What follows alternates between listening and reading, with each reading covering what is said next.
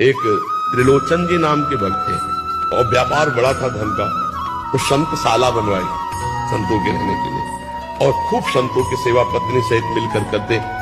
अब उनके मन में आया कि अगर कोई एक नौकर ऐसा मिल जाए तो संतों के मन की बात जानकर उनको भोजन पवाए। संकोची होते संतजन ना कहे तो एक दिन घर के दरवाजे के सामने आवाज आई, मुझे कोई नौकर रख ले। भगवान स्वयं भगवान, ये भक्तमाल ग्रंथ में लिखा हुआ है। उनका पेमेंट कुछ नहीं, बस भोजन। तो बोले आप संत सेवा कर लोगे? बोले इसकी तो हमें पुरानी आदत है, संत सेवा कर लेगी तो हमारी पुरानी आदत है। क्या नाम है तुम्हारा?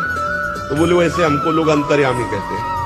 शर्त ये थी उनकी, उन्होंने कहा कि हम जितना भंडारा होगा सब संतों को हम पवाएंगे, दूसरे की जरूरत नहीं, लेकिन हमारा भोजन तुम्हारी पत्नी बना के हमें पवाएगी। और बोले तुम्हारी पत्नी पीसेगी वो पवाएगी, पर किसी से कहेगी नहीं, और जिस दिन कह देगी उस दिन मैं चला जाऊंगा।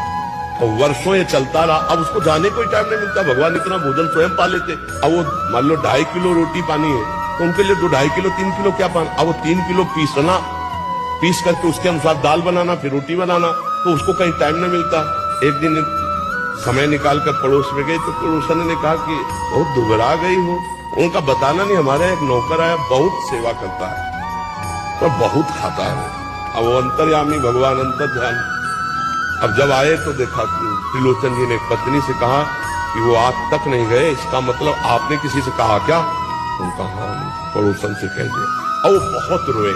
जब विकल हुए तो भगवान अपने रूप में आए और कहा त्रिलोचन जी वो अंतर्यामी नौकर और कोई लेता भाई था। इसीलिए संतों ने कहा है कि सबसे बहुत होश में मिलो, न जाने किस रूप में नारायण आ गए हो।